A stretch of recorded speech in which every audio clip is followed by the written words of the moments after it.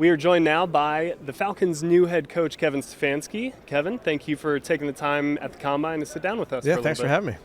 So you've had, I think, a little less than a month, about a month now in this role. You've gotten to meet a lot of new people. You've gotten a chance to look over the team that you are now going to be taking over. What have you learned in that time?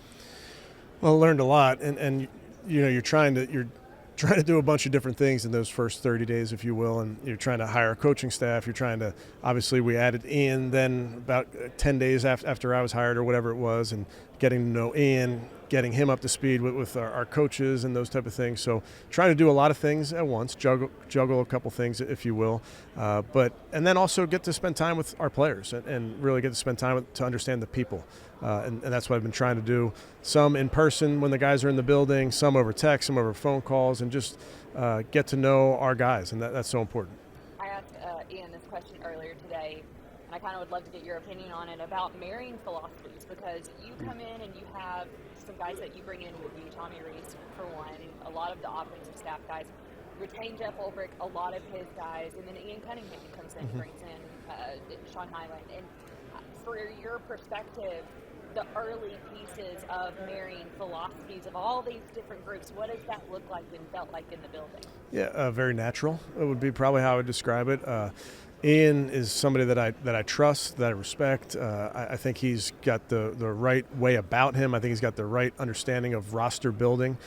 So just in our conversations, which are many, you try to get a feel for, hey, there's no shortage to things you can do. It's just, okay, what are we going to do? And so I've spent a lot of time with Matt and Ian talking through all those things, if you will, but really love how Ian thinks about roster building.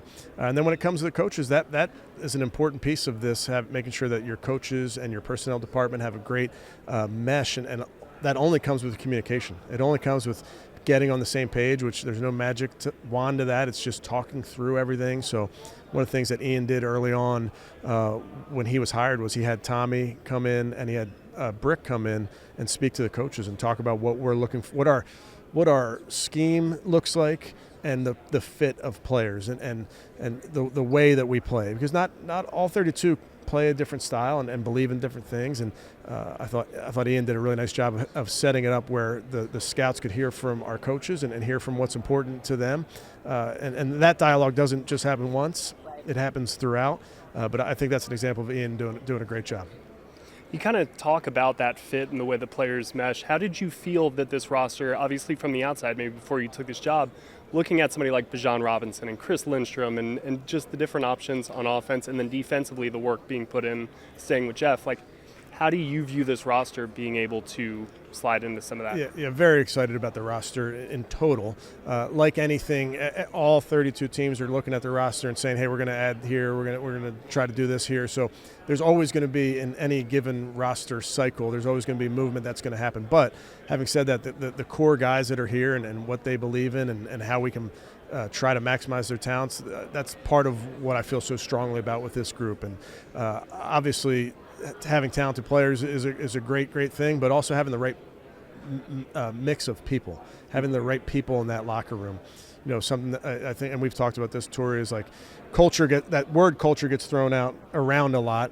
To me, culture is just having the right people. And when you all of a sudden have the right people in the locker room, you got the right people among the coaches, and you tap into it where you can push each other from a place of respect, then you got a chance.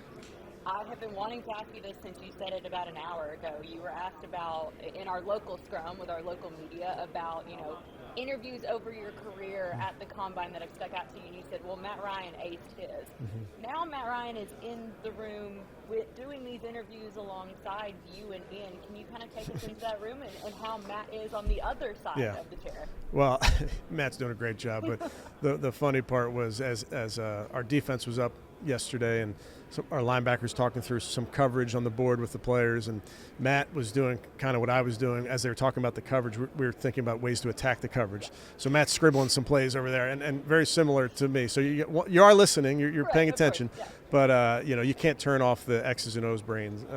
It's just impossible.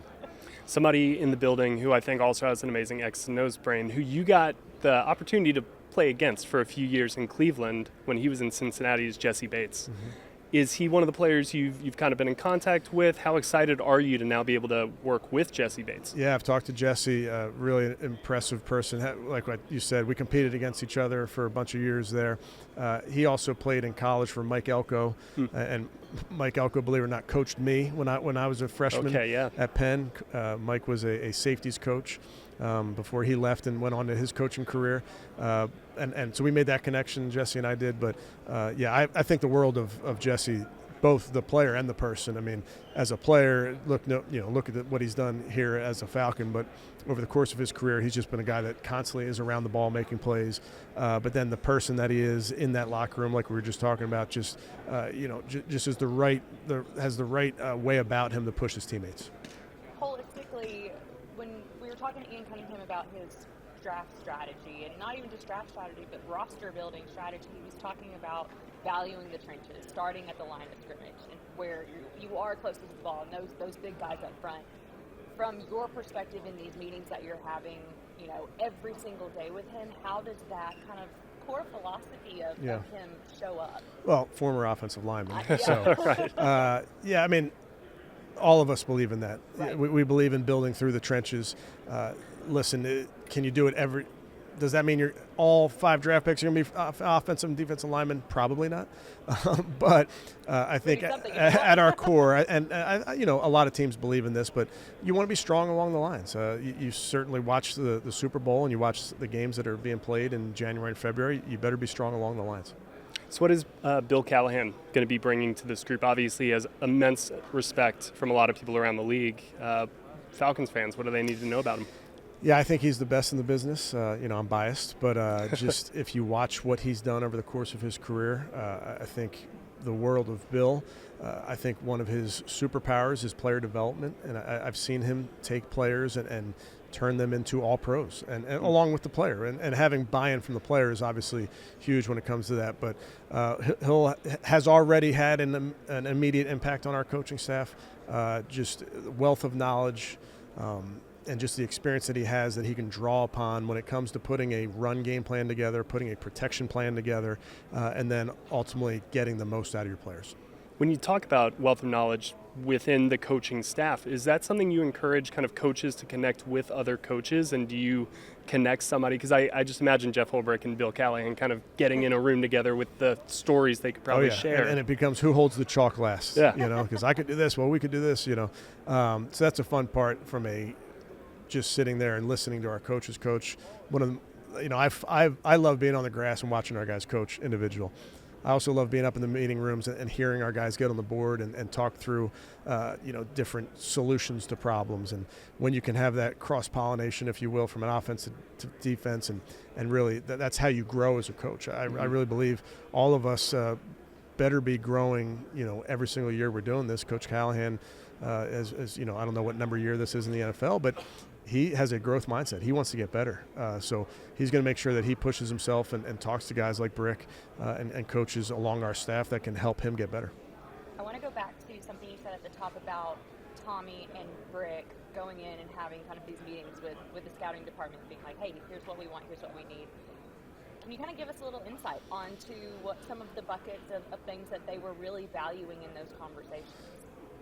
Yeah, first thing I would tell you is, like, if there wasn't a time limit, they'd still be going, because there's you can talk about this forever and talk about, well, I think the big picture that we were trying to get across to our scouts and to our personnel department is, what are we looking for and what is a fit for us? Because it's not a fit for everybody. And here are the traits that we really value. Now, what you don't want to do is describe a player and say, okay, here's the guy we need, and you describe the number 1 overall pick. You also have to have so what the coaches did a nice job of. They showed some examples of guys that were 5th round picks, 7th round picks, that there was a trait there that would fit what we do. So not being so so unrealistic, if you will. I thought the coaches did a nice job of painting a picture of players that have been acquired, not just in the first round, but later on or through free agency, that you've seen their usage really is dependent on the player, dependent on their skill, because what we're trying to find is a dominant trait in our players.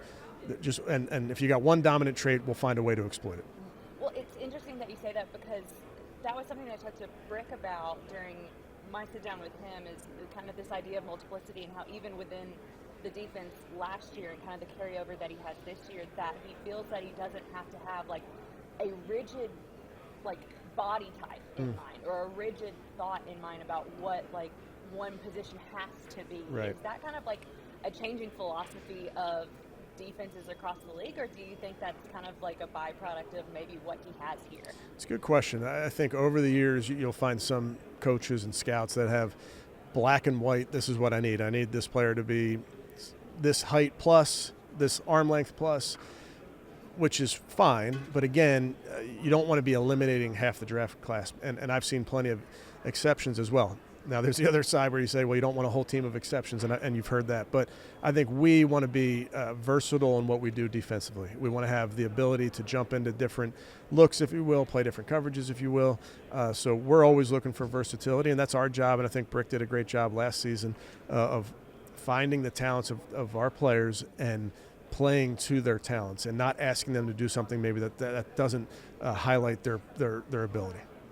When you then look at a player like Kyle Pitts, who we heard today, the expectation is to get the franchise tag, have him for this year.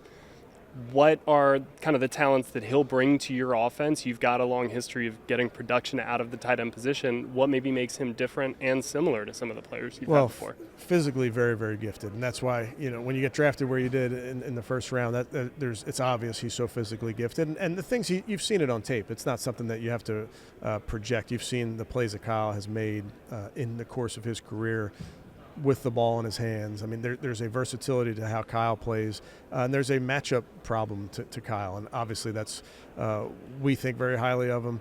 As coaches, you watch the tape, and there's things that are easily transferable to our system. There's also a couple things that maybe we'll ask him to do that he hasn't done before, but this is a really, really talented player.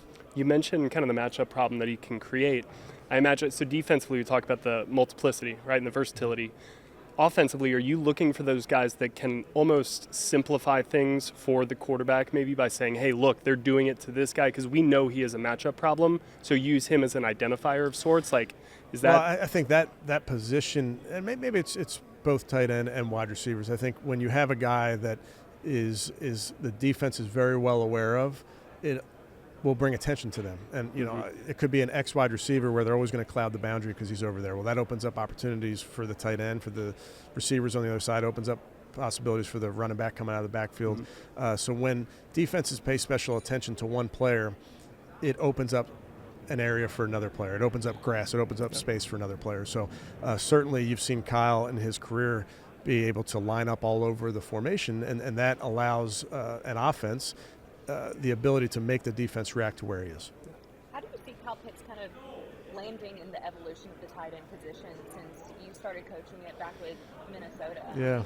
Even in that relatively short amount of time in the existence of the game, it feels like the tight end position has kind of grown exponentially. Man, there's been some great ones over the years. There's some really good young tight ends in the game nowadays, and I think the word I come back to is versatility. There's not many guys that can block power with their hand in the dirt, block a 6 technique, Gronk being probably the last one that could do that. Teams just aren't asking tight ends to do that nowadays. They're putting offensive linemen out there to do that. So I think what you're seeing more of is the versatility of the players lined up in the backfield, lined up in the wing, lined up out at typically wide receiver types positions, whether it's outside the numbers or in the slot, having the versatility to affect the game in a bunch of different ways. I mean, you've seen some guys that are handing the ball to them. So, I mean, there's versatility to that position, and I think Kyle's somebody that fits that as well. We saw the versatility of Bijan Robinson kind of on full display this last year. What is your kind of thought process on him as a player? And then we'll have a question about a former running back of yours here in a minute. But yeah, Bijan, I mean, he's just wired the right way. I mean, when I first got the job, everybody's like, you're not going to believe this guy when you finally sit down and talk to him. And they're right. I mean, he's a special type of person, not to mention he's also a great football player. Yeah. But, yeah, the desire to utilize him in a bunch of different ways. I mean, the coaches were up on the board drawing up a lot of things.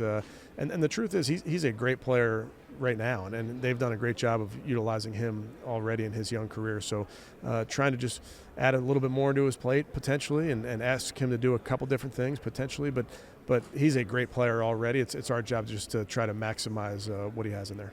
Well, I guess I'll go ahead and Yeah, ask do the it. question. Will and I both went to the University of Georgia. We were both there when Nick Chubb was there, and we were curious. What is your favorite Nick Chubb story, having coached him? Oh, man. One of my favorites to coach, and really there's not much, doesn't take much to coach Nick. He's I've said this before. There's high maintenance players and low maintenance players, and then there's no maintenance players, and that was Nick. Nick did everything you asked. You didn't even have to ask him. He just did it. And the way he went about his business every single day, in the meeting room, on the field, some of the things he did on the field, I still think about. Some of the plays that he had, and the running through arm tackles and just bursting at his size was incredible. But the thing that probably comes to mind the most is, he has this devastating knee injury where we're not sure if he's going to play again. I mean, that was what, just didn't know if he was going to play again. Mm-hmm. Sure enough, he plays, and he plays well. And I can still remember looking out of my office there in Cleveland, out on the practice fields early in the morning, and there's one player on the field, and it's Nick Chubb, and he's just running by himself with his helmet on, holding the ball, running sprints for no one to see, and just the way he went about his business. He was a consummate pro, did everything that was ever asked of him.